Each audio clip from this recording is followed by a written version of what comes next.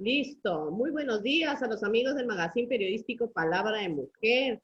Hoy es viernes 28 de agosto, nos demoramos un poquito porque como siempre la señal de internet a veces nos quiere fallar, pero estamos aquí en un programa nuevo, ya a pocos días de acabar este mes de agosto. En el mes de agosto que hemos tenido algunas novedades, cosas buenas, cosas malas, pero hay que seguir positivos siempre. El día de hoy vamos a tratar un tema o tocar el tema de un libro que llegó a mis manos y que es muy, muy interesante. Y esperemos que ahora el comentario que vamos a hacer con el autor también haga de que cree una especie de cambio de pensamiento de muchos peruanos en cuanto a la política, en cuanto al sistema social, económico y todo lo que lo relaciona. Esta mañana estamos con Ricardo Selvaggio. Eh, Ricardo, muy buenos días. Gracias por conectarte a estas horas con nosotros, para toda la gente de aquí del norte. Gracias a ti, Nora, y a tu empresa que ha tenido la gentileza de invitarme para poder difundir cuál es, digamos, la esencia y el valor estelar de mi propuesta. Más que un libro, Un Nuevo Poder es una propuesta innovadora política para América Latina y para todas las sociedades humanas en general, porque la política está en toda sociedad. La política maneja los países y gobierna las sociedades humanas. Por lo tanto, mi propuesta es aplicable a cualquier sociedad humana. Exacto.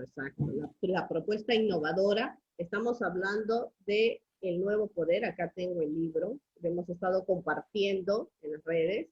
Es un libro súper interesante, yo le he empezado a leer porque tiene bastante información, y como vemos, esto no es de un día para otro, Ricardo, esto es un libro que te ha llevado años de experiencia, años de caminar, años de ver nuestro país, que lamentablemente, como tú dices, es un país rico, pero seguimos pobres. Bueno, sí, efectivamente. Yo el libro empecé a escribirlo sin saberlo cuando era niño. Mi madre dio a luz en Lima por una casualidad. A los 7 meses estaba yo en la barriga, y por esa casualidad es que pude vivir, porque en la maternidad de Lima habían incubadoras, en Cayaltí, que es mi tierra de toda la vida, donde he vivido y aquí me he criado y voy a volver. No había, pues, en ese tiempo, en un mundo rural, todavía una incubadora. Y cuando crecí y empezaron mi madre y mi abuela, sobre todo, que es el personaje de mi vida, mi abuela, de la bandera de Cayaltí, me traían a Lima por la Ciudad de los Milagros, por enfermedades en la capital Baiza. Y la primera vez que vi Lima, ya un poco grande, ¿no? De 5 años, 6 años, decía, ¿por qué razón Lima tiene todas estas cosas y Cayaltí, mi pueblo, no tiene? Para que tengas una idea, la casa en el RIMAC, donde llegábamos a una tía, la sala o sea, en Cayaltí no teníamos baños. La casa no tenía baños, tenían baños públicos. O bueno, te hablo de los obreros. Y digamos que el baño de mi tía, en el RIMAC, era mejor era más bonito que la sala de mi casa. Entonces, todas esas cosas yo me empecé a preguntarme, ¿no? Y después, cuando a través de mi vida he viajado, pues no sé cuántas veces, de Lima a Chiclayo y viceversa, y en la madrugada, cuando ya estaba por Trujillo, por Paiján, San Pedro y toda esa zona tan bonita, tan agrícola, veía lo mismo siempre, ¿no? Colegios en ruinas, alumnos sin zapatos que iban en sus burros con sus padres, y eso pasa hasta hoy. Exacto. Entonces, ahí empezó mis preguntas y a cuestionar esas diferencias. Cuando fui profesional e ingresé a trabajar a Panamericana Televisión, donde estuve 30 años, encontré cuál es el virus que genera procesos tóxicos en nuestras vidas. Y después me pasé 18 años escribiendo el libro los fines de semana en mi rato libre, porque yo trabajo, yo no vivo del libro, yo vivo del trabajo, soy gerente ujú, en una empresa que hace estudios para hidroeléctricas. Entonces empecé a decir, bueno, voy a hurgar en ayeres, en republicanos con altibajos más bajos que altos, para poder encontrar la fórmula innovadora que permita cambiar esto. Y cuando tú diagnosticas, empiezas a transformar las cosas. claro. Es como cuando vas al médico y el médico encuentra la razón de tu problema y ya empieza a curarte. Esto es lo mismo. Entonces eché a volar todas las palomas hasta que la musa porque la imaginación es como el gato. Tú la llamas y se va y tiene que venir sola, aterrizar sola. Y empezaron a aterrizar una lluvia de ideas que las hice vertebradas, las ensamblé. Y bueno, eso es lo que al final edifiqué una democracia enjambre de participación de las comunidades organizadas, de la sociedad civil, en una nueva distribución de poder, en un nuevo paradigma de poder.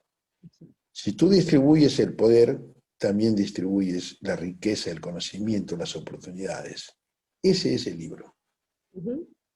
Tú hablaste al comienzo de que vivimos en un mundo, y es verdad, vivimos en un mundo injusto con la mayoría. Algunos dicen, tiempos pasados fue mejor, había más valores, más respeto, mejor educación, mejor alimentación, pero ahora, al evolucionar todos los gobiernos, hay más ingresos, tenemos oro, plata, litio, pero la situación de la minoría no mejora. A pesar de que tenemos más dinero, más empresas extranjeras, la situación de cada pueblo no mejora. ¿Cómo es que el nuevo poder va a hacer de que esa situación cambie? ¿Quién debe asumir ese nuevo poder?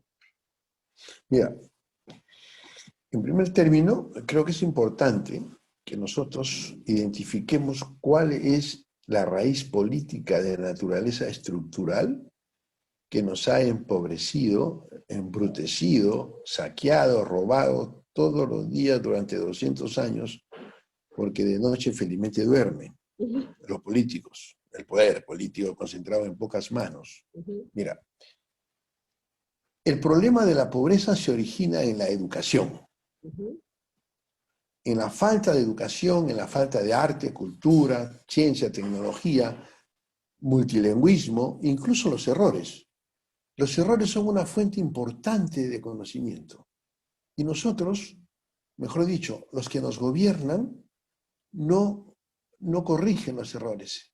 Normalmente se repiten permanentemente. Por ejemplo, hace más de 20 años se descubrió el saqueo, el engranaje mafioso de Fujimori y Montesinos, y después de 20 años otra vez los cuellos blancos han hecho cosas más o menos parecidas.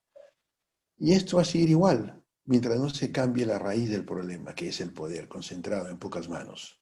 Entonces, ¿qué pasa? Si tú tienes un bajo nivel de calificación educativa y productiva de la sociedad y de las fuerzas laborales en particular, por la falta de educación y de todos los dominios del conocimiento, y además asignas una pequeña e insuficiente inversión por alumno y por paciente en investigación tecnológica y en infraestructura, vamos a eternizar la pobreza. La pobreza fundamentalmente está generada por la falta de educación más que por cualquier otro factor. Porque la riqueza no son las minas, la riqueza no son los ríos, la riqueza está en la mente. La capacidad mental tiene un insuperable valor transformador de las personas. Y lo único que va a cambiar a un país, a una sociedad, es la educación, la acumulación de aprendizaje de conocimiento, nada más.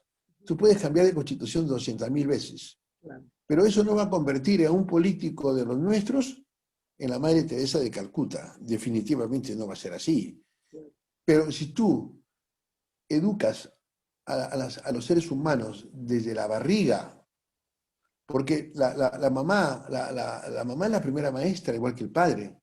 El hogar es la primera aula, digamos, el primer lugar donde el niño empieza a formarse en valores, en ejemplos. Incluso Napoleón Bonaparte decía una cosa muy inteligente. La educación empieza 20 años antes que nazca el niño. ¿Sabes por qué? Mm, Estaba diciendo que hay que educar a los padres primero. claro. Entonces, ese es el tema por el cual estamos pobres siendo ricos, por la falta de educación y de todos los dominios del conocimiento. Claro, también hay otros factores diversos, colaterales, contiguos, como el Estado fallido, el Estado ladrón, como los precarios sistemas de salud que estamos comprobando ahora con la pandemia, que mira todo lo que nos han estafado socialmente los políticos y los gobiernos de todos los colores, izquierda, derecha, centro, todo eso son los mismos delincuentes. También tienes tú, por ejemplo, los servicios básicos que son deficientes y costosos. ¿Cómo puede ser posible que en Estados Unidos, que es una potencia mundial, los servicios básicos son más baratos que acá? ¿Cómo puede ser posible que una pastilla o una leche en churro en Arica vale 13 soles, ya que en Perú vale 97? Ujú. Esos son los gobiernos, pues. No regulan y no chequean, no tienen la mínima elemental idea de que en el aeropuerto, en la aduana, chequeen cuáles son los precios CIF de las medicinas y las comparen con los precios de venta al público. Por lo menos eso hagan bien. Ni eso hacen. Y eso hace. Ricardo, nosotros creo que en los últimos 20 años, desde que yo estoy tomando interés en lo que es la política y la actualidad del país, como muchos, claro, que preferimos no ver, vemos autoridades corruptas, no solamente Perú, en el extranjero, presidentes, congresistas con procesos, ministros, qué hablar pues de gobiernos regionales, de alcaldes, de consejeros. ¿Crees que esa corrupción es más fácil porque todo está encasillado en una sola persona? O sea, el poderoso, el presidente, del presidente depende todo, y si él no dice sí como un rey no se hace, o el ministro, o el mismo gobernador, él es el que deriva los presupuestos, el que va a las zonas, el que dice sí señor o no señor. Demasiado poder hace de que el gobernante, el, nuestro empleado, porque esa autoridad es un empleado, no es nuestro jefe, es un empleado que le pagamos un sueldo para administrar, para gobernar, y lo están haciendo mal y encima están robando. Entonces, ¿crees que demasiado poder es el que le está llevando a este extremo de corrupción? Bueno, los sistemas políticos se basan en el Luis XIV, que ya como tú sabes y como todos sabemos, ya esos son sistemas caducos, ¿no? Están enterrados. Porque, digamos, por decir un ejemplo, un presidente de la República es la persona El sonido se fue, Ricardo. que concentra No. un ilimitado e incontrolable poder. Uh -huh. Por decirte, ¿quién decidió el proyecto Olmos? ¿Quién hizo y deshizo con Olmos? Los presidentes y los gobernadores. Las personas, la democracia, para ser más entendible lo que voy a decir, la democracia, en términos sencillos, desde que Juan Jacobo Rousseau hizo el contrato social, precisamente esa es la palabra, contrato social o acuerdo social, se basa en dos cosas. Los políticos tienen que gobernar bien para dar educación, salud, servicios sociales, seguridad, sostenibilidad ambiental, trabajo. Y la sociedad se encarga de cumplir el deber de pagar sus impuestos. Ese es el pacto social elemental, digamos. Uh -huh. Nosotros, la sociedad, hemos cumplido, porque hay mucha gente que dice, pero yo no pago impuestos. No, sí paga impuestos usted. Cuando usted va a comprar un chicle o una gaseosa o una cerveza, la mayor cantidad de ese precio que le paga en la bodega es impuesto que va a los bolsillos del Estado.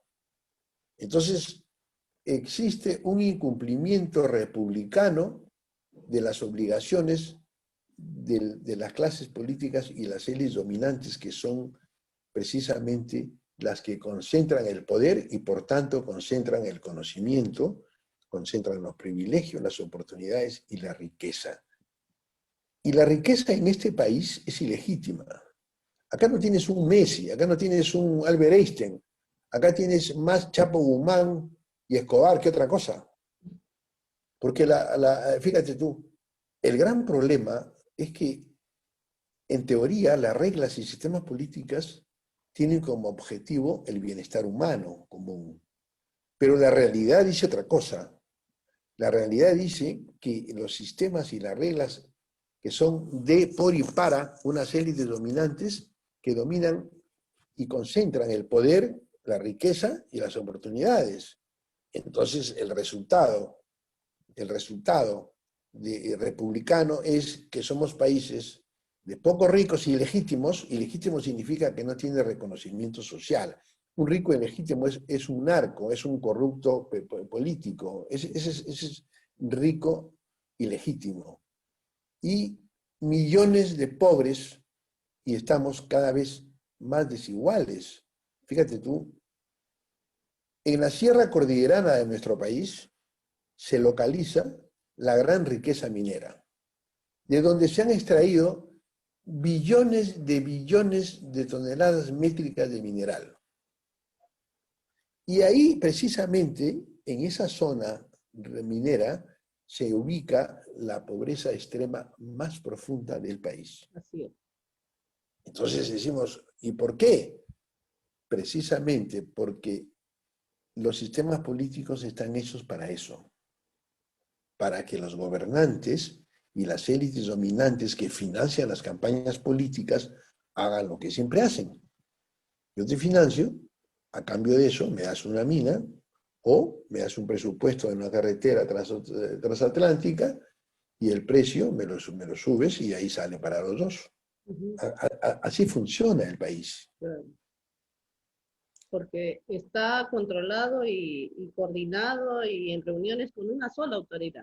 O sea, no depende del pueblo decidir si viene esta minera, si viene esta empresa en beneficio de su zona y que revuelque lo que se lleva esa empresa, sino de que solamente coordinan y pactan con una sola autoridad o con un precandidato que ya está con los votos asegurados. Eso pasa también acá en Pacasmayo, Ricardo, tú conoces la zona. Acá tenemos una gran empresa que es Cementos Pacasmayo y tenemos una zona arrocera enorme con más de 60 molinos, pero en esta pandemia nadie ha volcado el apoyo y su ganancia en implementar el único hospital en la provincia para poder salvar vidas.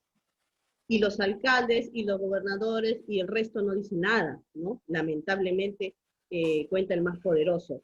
Ricardo, tu libro, que es el trabajo de 18 años, como nos has dicho, tiene bloques, partes bien marcadas que invitamos a la gente también a leerlo. Es súper interesante si queremos hacer un cambio, ¿no? ¿Qué es riqueza? ¿Qué es pobreza? ¿Qué tenemos como potencial en el mundo? Hay varios títulos bien marcados. ¿Por qué estamos pobres siendo ricos? Que es lo que me llamó la atención, ¿no? Ya nos explicaste cuál es el virus Pero que origina la pobreza. Nora, permítame hacer una explicación de eso un poco más A ver, más gráfica, más profundo. elocuente, ¿ya? Mira, Uh-huh. ¿por qué digo que la educación, o mejor dicho, la carencia de educación y de todas las disciplinas del conocimiento son los que generalmente generan la pobreza y la desigualdad más que otro factor? La riqueza tiene un componente social indesligable que se llama conocimiento. Uh-huh. Y necesita una cultura y una sociedad anfitriona, ya, avanzada. Una sociedad atrasada como la nuestra no puede producir riqueza avanzada. ¿Ok? Uh-huh. Esto es como, tú no puedes hacer limonada sin agua, azúcar ni limón. No puedes. Igual, no puedes hacer riqueza sin conocimiento, sin una cultura y una sociedad anfitriona avanzada. Entonces, ¿qué pasa? Si, por ejemplo, un operario, vamos a decir un operario de Cementos Pacasmayo, ¿no? Uh-huh. Su trabajo es una tarea menor que no necesita mucho conocimiento y por tal razón la puede hacer cualquier persona que no fue al colegio. Por esa razón, gana poco, gana unos cuantos miles de dólares al año, sueldo mínimo por 12 meses, más o menos gana pues 2.000 y pico de dólares al año, digamos. Pero un médico genético que necesita mucho conocimiento que se adquiere en la universidad y en la experiencia de los años, es una persona que gana millones de dólares al año. Entonces, cuando tú miras a la historia de la riqueza, nos da una lección, que es como una ecuación. A más conocimiento, más productividad, más creatividad, es igual a más riqueza y a más progreso. ¿Es así? Sí. Ahora, nosotros tenemos un bajo nivel de calificación y fuerzas laborales también igual. Y solo podemos producir piedras y lechugas baratas y comprar neuronas costosas del primer mundo. Entonces, por esa razón es que la pobreza, para decirla en dos palabras, se origina en la baja educación y en los ingresos escasos y, digamos, no eventuales. Eventuales, mejor dicho. Entonces, si tú no tienes educación y no tienes ingresos suficientes y estables, eres una persona pobre. Y además, tienes los servicios sociales caros, no tienes medicinas para tu hijo, no tienes para un cuaderno, entonces incluso para comprar tus necesidades básicas, ya tienes problemas para tener por lo menos una ingesta mínima que te permita tener las calorías y la energía para poder vivir. Esa es la pobreza. Y la pobreza es un problema secular, es un problema de siglos. O sea, nosotros antes de la República ya éramos pobres 3 siglos antes con los virreyes. Exacto. Y ahora tenemos virreyes republicanos que se eligen por los votos. Y los votos definitivamente no te garantizan nada.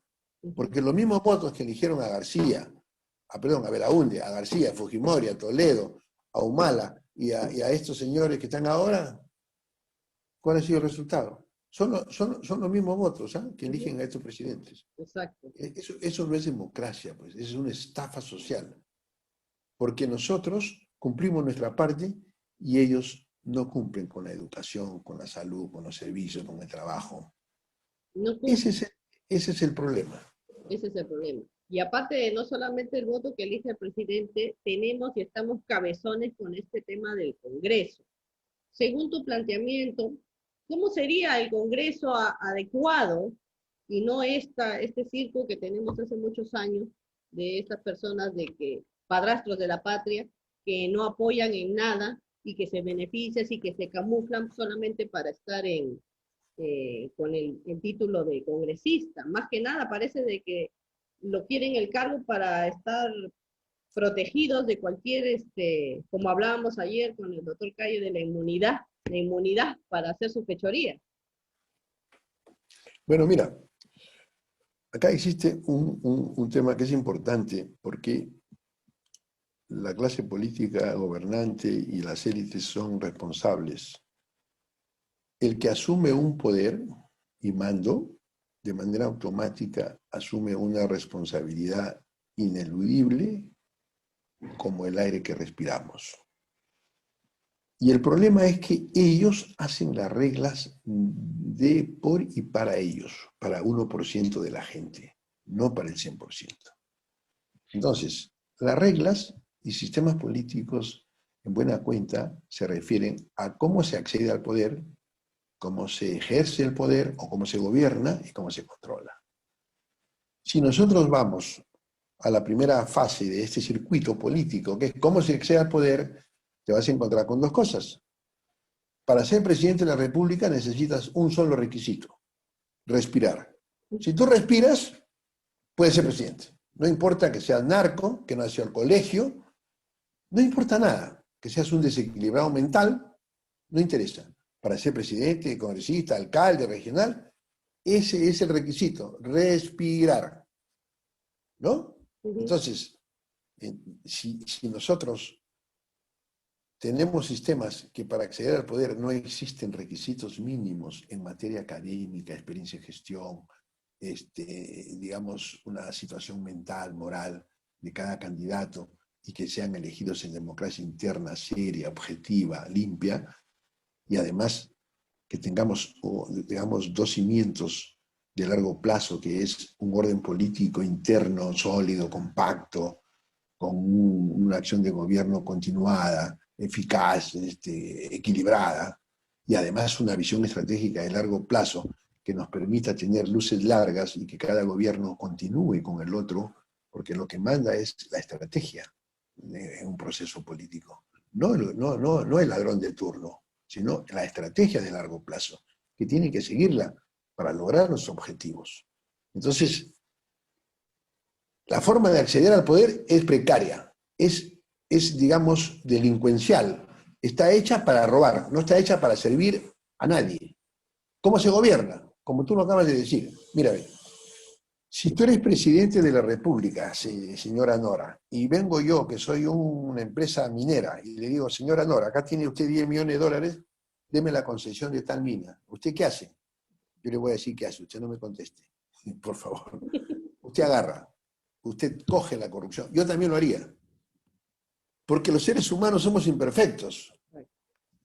En esa imperfección se sostienen los sistemas políticos y la pirámide del poder que nos gobierna de manera corrupta y torpe y sobre todo premeditada de hace 200 años. Porque la educación, la mala educación es premeditada. No es que no sepan. Hace 200 años el mundo era horizontalmente pobre. Hoy día hay países ricos y nosotros seguimos siendo pobres. ¿Y qué hicieron ellos para ser ricos? Educación, educación, educación, educación, educación. Inversión en la mente, en la salud, infraestructura, investigación. Hoy ya se sabe cuál es el camino a la riqueza y por qué las élites y los políticos no la siguen, porque no les interesa.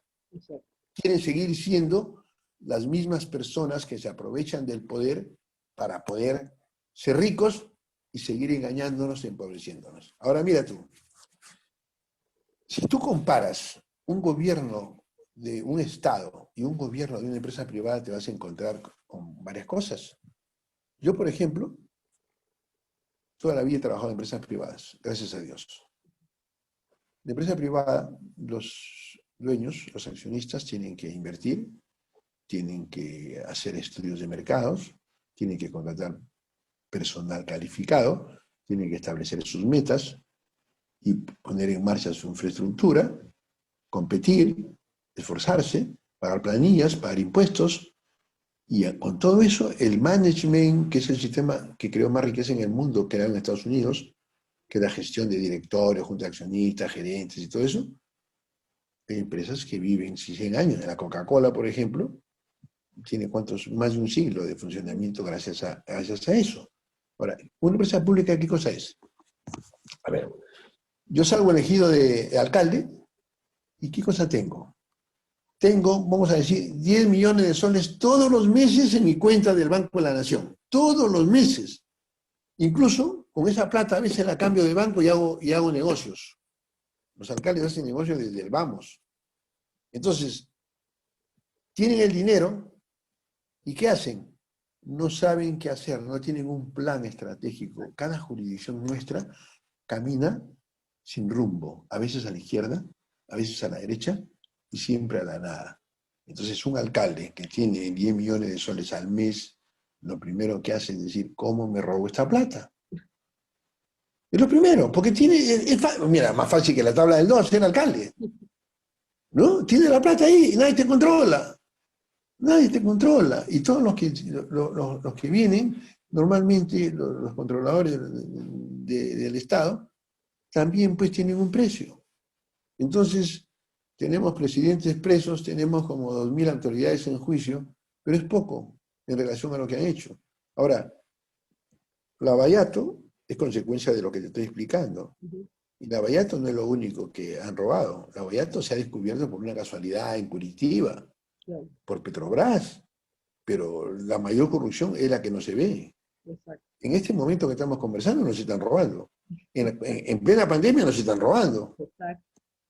¿No? Por esa razón. Ahora, así se gobierna y no se controla. Porque el principal control, ¿cuál es? Mira, ve. Una gestión moderna, sea de Estado, sea empresa privada, se guía por metas, por objetivos y estrategias. Esa es la visión estratégica, pues que te digo, ¿no? Corto, mediano y largo plazo. ¿Cuáles son los objetivos tangibles o la medida tangible de gestión de un presidente? No hay. No hay. La medida es la que él quiera. La que él quiera. O generas un empleo o no. Igualito es. No, pues. Te doy todo el poder. Te doy cientos de miles de millones de soles para que gobiernes y no me das nada a cambio. No, esa es una estupidez total. Total. Entonces, en mi propuesta, ¿cuál es el objetivo? El objetivo tienes sanitarios, educativos, laborales, etcétera, etcétera. Parece un ejemplo. El objetivo laboral. Nuestro país necesita cada año 300.000 empleos nuevos para los jóvenes que cumplen 18. Entonces, el gobierno, como tiene que, esa medida tangible de la necesidad humana laboral, tiene que ser un objetivo de cumplimiento forzoso. Y si la inversión privada genera el 70% de esos nuevos empleos, entonces el Estado, de manera mancomunada, tiene la obligación de generar el 30% de empleos restantes para que los jóvenes, ningún joven de este país se quede sin empleo. Eso va a generar que baje la violencia, que baje los crímenes, que baje la agresión y tantos problemas generados producto de la pobreza. Porque la pobreza no solo es el epílogo apocalíptico de nuestros procesos tóxicos, sino también genera a su vez otros males. Por ejemplo, en una zona pobre, ponle en una zona de un cerro aquí en Lima, la familia pobre, los hogares disfuncionales se separan, los hijos se dedican al alcohol, a la droga, a asaltar, las hijas se dedican a la prostitución, los niños se mueren, los matan. Entonces, ese es el proceso que tenemos 200 años, gobierno tras gobierno, que solamente se dedican a hacer, digamos, un sancochado de palabras. Los gobernantes son caricaturas, porque nos ponen una cara cuando están en televisión, pero la verdadera cara es un antifaz con uñas largas que todos los días nos roban el destino hace 200 años. Exactamente. Y nosotros, la sociedad, que somos los dueños del país, y los políticos y gobernantes son meros asalariados nuestros. Tenemos que bajar de la tribuna para hacer, no solo protestar, porque protestar es bueno, pero no basta. Porque la protesta es el primer derecho ciudadano, porque a través de la protesta tú vas a poder conseguir los otros derechos a la salud, a la educación. Necesitamos propuestas, porque este sistema político, como yo digo en mi libro, no existen elecciones, sino cambio de delincuentes cada 4 años. Exactamente, Ricardo. Lo has dicho de una manera simple y clara. Por eso, el programa es corto para hablar de estos temas. Ayer tuvimos impunidad, ahora tenemos una opción a través de esta obra tuya de tantos años. Aquí la tenemos y la vamos a ir difundiendo en las redes sociales. La pueden encontrar en www.unnuevopoder.com. ¿En qué otra aplicación o qué otra, ahora que todo es internet, Ricardo, lo podemos encontrar tu obra? Porque yo ya sé, hay varias personas que ahorita están interesados. Hemos hablado un poquito de lo que es tu obra, tu pensamiento, tu ideología nueva para una mejor calidad de vida, no solamente en el Perú, sino en América Latina. ¿Dónde pueden encontrar los que quieren leer tu obra y cambiar su pensamiento? ¿Dónde lo pueden encontrar la edición? Bueno, mira, con mi hijo, Miguel, que es el que me ve el marketing y otras personas que me ayudan, más o menos calculo que en una semana va a estar esto en Amazon. En Amazon va a estar en español. Después lo voy a lanzar en México y en Los Ángeles, que es la ciudad más mexicana del mundo, porque en Los Ángeles hay más mexicanos que en México, en la Ciudad de México. Así es. Vamos a lanzarlo ahí, después va a ser en inglés y después en portugués para Brasil. Pero antes de terminar con la entrevista, yo quisiera creo yo que la gente se ha quedado un poco todavía esperando cuál es la propuesta. Bueno, vamos a hacerlo lo más sencillo y Ajá, rápido la propuesta. Miren, para que se yo enganchen más. propongo, yo Ajá. propongo migrar de la democracia rebaño que nos gobierna 200 años a una democracia enjambre. ¿Qué significa eso? Yo planteo que las comunidades legítimas y organizadas de la sociedad civil, como los profesionales, como las universidades, los exalumnos, la pequeña, mediana y gran inversión, los latinos residentes en el exterior que financian gran parte de la pobreza en sus países a través de los giros que envían a sus familias, los trabajadores, las mujeres. La mujer es lo más grande que creó Dios. Hay un título en una universidad sudafricana que dice que la mujer crea historia, la mujer hace la historia, dice. Y García Márquez dice otra cosa que yo suscribo. Si la mujer gobernara el mundo no estaríamos así, estaríamos 1.000.000 de veces mejor. También planteo que los jubilados sean parte, o sea, los jubilados como organización, Ujú. ¿no? Los jubilados, pues, que es una expresión de sabiduría, que es como los antiguos tribus, que el consejo de ancianos, pues, era la voz, ¿no? Determinante. Los discapacitados, que serán discapacitados físicos, pero mentalmente tienen algo superior a nosotros, los normales, disque normales, entre comillas, ¿no? Tienes también a los ahorristas, tienes a los afiliados al seguro, eh, eh, bomberos, los bomberos, imagínate los bomberos, las cosas que hacen por nosotros y no ganan un sol y no tienen un seguro. Los jubilados trabajan 30 años para recibir 500 soles mensuales. Ujú. Eso no puede seguir así. ¿Y qué es lo peor? Que los jubilados no tienen voz y voto Para nada. cuando van a tomar una decisión de ese tipo. Entonces yo planteo un parlamento de comunidades que sea el primer poder que tome las grandes decisiones nacionales. Y lo más revolucionario es que como las grandes gestas libertarias de la historia de la humanidad se hicieron de abajo hacia arriba. En Francia en 1789 y en Estados Unidos en 1776. Para que las revoluciones funcionen tienen que venir de abajo hacia arriba. Entonces, mi propuesta, ¿cuál es? Por ejemplo, en la comunidad de periodistas se va a tratar en la agenda del Congreso el punto del presupuesto de educación. Previamente, esa agenda se debate al interior de cada comunidad. Periodistas, ingenieros, médicos. ¿Quién no cree en un médico? Imagínese usted, yo propongo cambiar a los Bartra por el colegio médico. Imagínese usted ese negocio que haríamos, ¿no? Entonces, en cada comunidad se debate. Y ahora tú puedes debatirla por los celulares, de manera digital. Y además se vota. Entonces, el delegado o interlocutor de los médicos en el Parlamento dice, por mandato expreso de mi comunidad, votamos por 4% al año, un ejemplo. Y así todas las comunidades. Y además, esta es una superestructura que he creado. Además de las comunidades organizadas en el Parlamento, también propongo directorios en todas las entidades del Estado. Directorios con la misma proporción que el Parlamento. La tercera parte de la sociedad del conocimiento, la comunidad del conocimiento, la otra tercera parte la comunidad empresarial que invierte, Ujú. y la otra tercera parte los actores laborales y sociales. Esa misma proporción yo propongo un parlamento. En cada institución, una universidad, un hospital, el alcalde, el gobernador, las reguladoras, todo va bajo esa misma óptica de poder, donde gobierne el nosotros, donde gobierne la colaboración, como mandan los tiempos. Este es un tiempo de colaboración. Entonces, cada funcionario no va a ser del público, que se cambia con cada delincuente que viene al poder, no.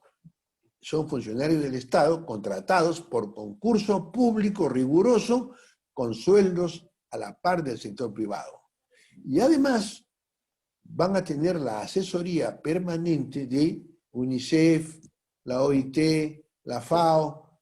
O sea, los gobiernos municipales, los gobiernos regionales, el gobierno nacional, el ministerio, directorio. El Banco Reserva, directorio. La Indecopi, directorio. La universidad, directorio. El hospital, directorio. O sea, vamos a enterrar a los Luis XIV, porque no hay otra forma. Y las élites dominantes y los políticos y funcionarios públicos que han trabajado en el Estado hasta este momento, que se vayan a su casa o a la cárcel. Ni el ascensorista del Estado tiene que estar, porque todo está podrido en el Estado, todo.